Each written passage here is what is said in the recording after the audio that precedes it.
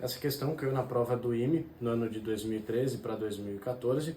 É uma questão de geometria plana, mas que tem aí um conceito, trabalha com uma ideia muito legal e que eu pelo menos não me lembro de ter aprendido no colégio, mas que facilita bastante aí, abre muitas portas para resolver alguns exercícios aí desse conteúdo.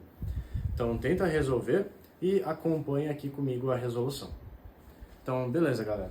Ele apresenta para nós, aqui eu já montei, né? Mas ele fala que tem um triângulo ABC, cujo ponto H é a altura relativa ao lado BC, tipo, a altura, né? Faz 90 graus. E ele me diz ainda que eu tenho o meu segmento BM, que é a mediana. Lembrando, a mediana divide, né, um segmento em dois lados iguais. Divide um lado em dois segmentos iguais, né, vamos dizer assim. E é o caso aqui, né? Dividiu esse lado, eu tenho 4 para um lado, 4 para o outro. E ele ainda diz que o segmento BH é igual também. Beleza, já anotei tudo aqui. Ele me pede, então, qual é a possível soma, né? Qual é a soma dos possíveis valores que eu vou ter para o segmento BM. Bom, aqui tem um truque que vai matar isso aqui rapidinho. E a gente vai ver, né, de qual forma. Note que o meu triângulo AHC é um triângulo retângulo, é um triângulo, né, com ângulo de 90 graus. Ok, até aí, beleza. Tem um conceito, né, nas relações do triângulo retângulo que chama mediana relativa à hipotenusa.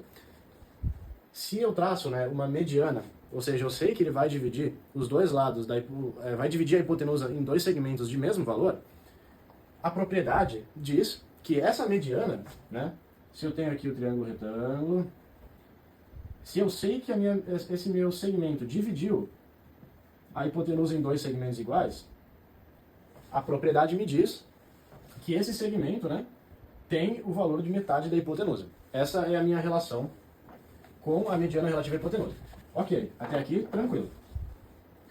Portanto, note que se eu traçar esse segmento aqui, ó, HM, poxa, eu estou ligando o segmento, né, o pé do meu triângulo retângulo na mediana, não tô? Tô, né? Logo, eu posso afirmar que esse segmento HM também vale 4. Ok, até aí já foi um grande caminho da nossa questão. Agora, para a gente descobrir quais são os possíveis valores que o meu lado BM pode assumir, a gente vai para a condição de existência de um triângulo. Pois bem, caso você não se lembre, a condição de existência de um triângulo me diz que um lado deve ser menor do que a soma dos outros dois e maior do que o módulo da diferença. Isso me diz então que o meu lado BM ele é menor do que a soma dos meus lados, né, dos meus outros lados, que é 4 mais 4, 8, e ele é maior do que o módulo da diferença. Esse módulo é para evitar de eu ter um lado negativo, né, que não daria. Mas 4 menos 4, de onde eu venho é 0. Então, o meu lado BM ele é maior do que 0 e menor do que 8. Aí você vai pensar, poxa, matei então, né? Vou somar aí de 1 até 7, que é os valores que... Ele pede, né, os valores inteiros, né, pro lado BM. Vou somar de 1 até 7 e acabou, resolvi. Mas é que tá, não é bem assim. E agora a gente vai entrar com o conceito que não é tão trivial assim, e é legal a gente saber. São as chamadas sínteses de Clairaut. Sínteses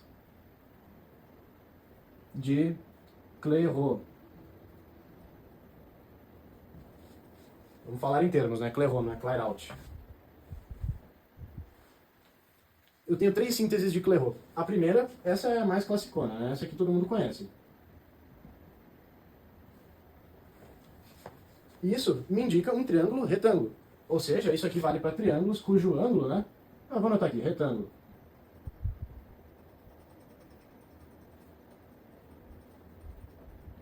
Tá. Só para ficar melhor, né? Mais bonitinho assim. A minha segunda relação é para triângulos acutângulos. Acutângulo é o triângulo com todos os ângulos ali menores do que 90 graus. Essa relação, então, me diz que o A ao quadrado é menor do que o quadrado da soma dos outros lados. Isso é um triângulo acutângulo.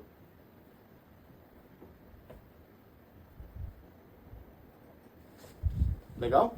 E a minha última relação, talvez você já tenha imaginado, é para triângulos obtusângulos, cujo ângulo, então, é maior do que 90 graus. E essa relação me diz que A ao quadrado é maior do que a soma dos outros quadrados. Esse é o obtusângulo.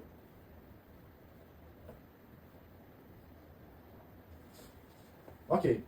Qual triângulo que eu tenho aqui? Bom, me diga você. É obtusângulo, enfim. Note, né, que aqui eu tenho um ângulo de 90 graus. Então, se eu pegasse essa minha reta aqui, ó, e puxasse para cá, eu teria um triângulo retângulo. Mas, né, eu dei uma deitadinha nela aqui. Logo, esse ângulo já não é maior, já não é 90 graus, não é menor que 90, ele é maior. Então, a gente vai usar a relação para triângulos obtusânglos. Isso aqui é muito importante saber, né? Mata, como eu falei, abre portas aí para resolver várias questões de geometria. O A ao quadrado, quem é meu A ao quadrado? Né, nas relações seria tipo a hipotenusa e os catetos, mas o meu A aqui é o segmento BM, quem eu quero, né? Então BM ao quadrado é maior do que B e C. B e C, né, são os meus outros catetos. 4 ao quadrado é 16. 16 mais 16, 32, né? Então BM é maior do que a raiz quadrada de 32. Raiz quadrada de 32 não é exato, não tem problema, a gente vai fatorar. 32 por 2 dá 16, por 2 dá 8, por 2 dá 4, por 2 dá 2, por 2 dá 1. Isso aqui é 4 raiz de 2. Então, BM é maior do que 4 raiz de 2. Até aqui, ok? Bom, isso aqui não dá um número exato e ele pede as soluções inteiras. Mas, olha só, você pode calcular, talvez você já saiba, mas a raiz de 2 é mais ou menos 1,4. Né? Esse é o valor da raiz de 2, aproximadamente 1,4. Se eu fizer 1,4 vezes 4, vamos ver que valor que eu encontro. 1,4 vezes 4, ó, dá 16, 4, 5,6. Então isso é aproximadamente maior do que 5,6.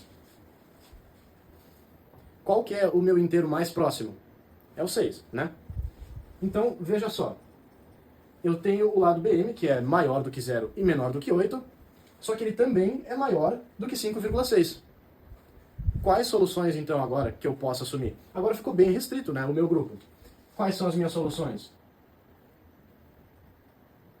O 6 e o 7. Porque são os valores que estão, né, nesse intervalo e que condizem, né, com a minha resposta. Qual que é a soma de 6 mais 7? É 13. E assim, a gente mata essa questãozinha do IME e da letra B. Fechou? Eu espero que vocês tenham gostado da resolução.